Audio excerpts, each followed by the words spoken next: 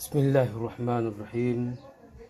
الحمد لله رب العالمين، والصلاة والسلام على رسول الله صلى الله عليه وسلم.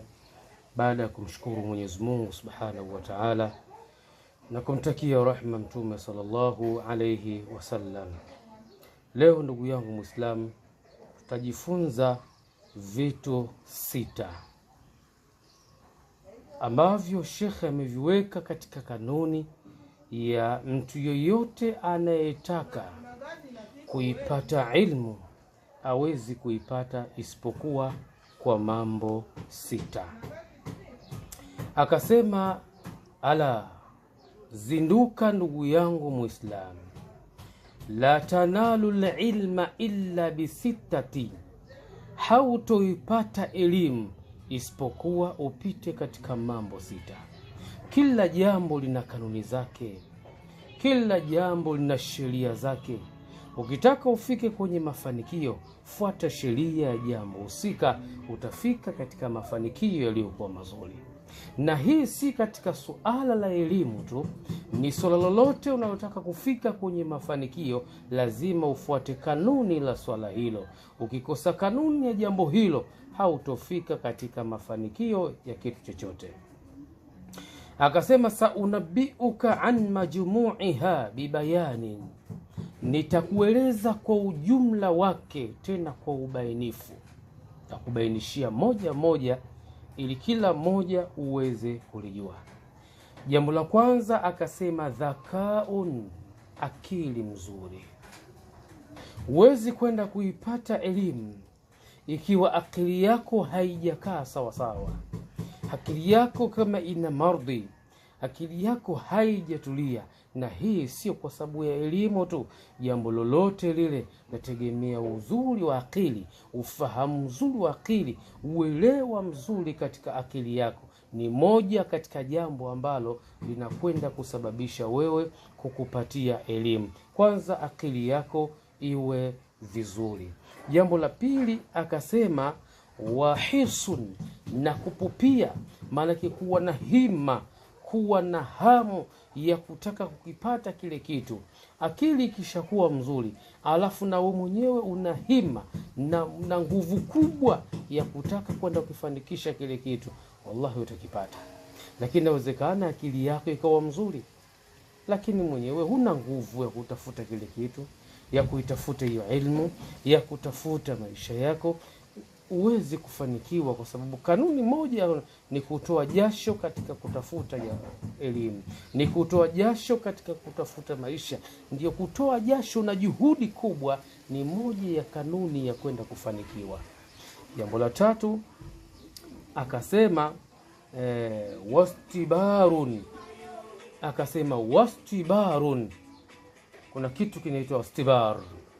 Istibar ni nini? Subira. Istibar, kungangania jambo, kuwa na subira, kuvumilia. Kwa sababu yawezekana ukaelekezwa leo usielewe, ukaelekezwa kesho usielewe.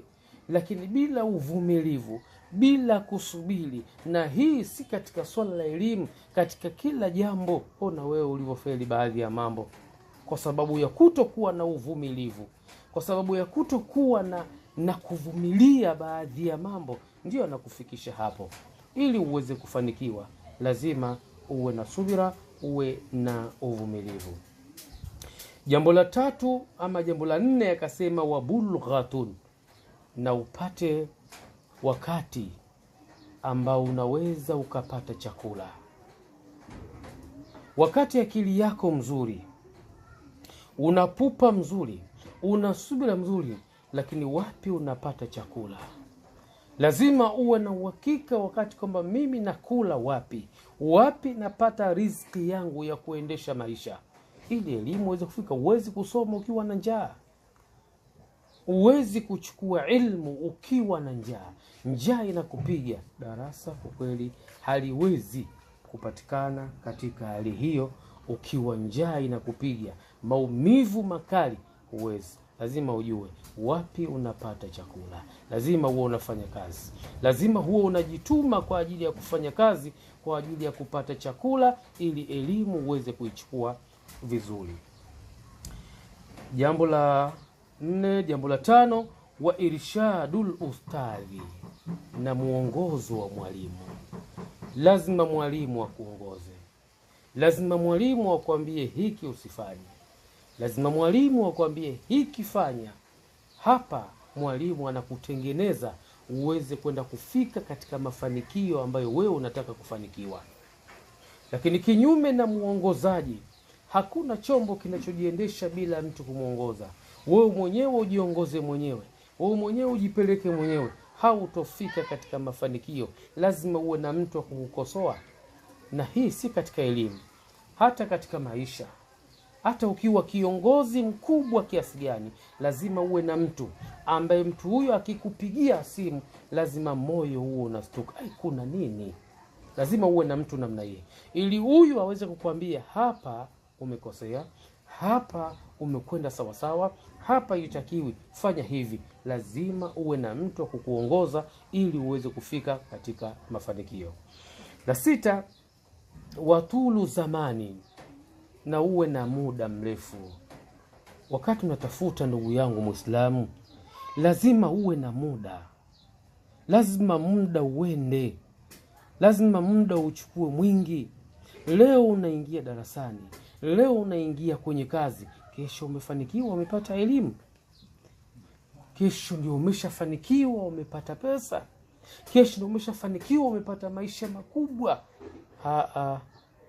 La wallah, si hivyo, haiwezekani hivyo. Lazima upite katika kanuni hizi 6. Sijui wewe ndugu yangu unafikiria nini katika haya? Niandikie mawazo yako. Assalamu alaikum warahmatullahi wabarakatuhu.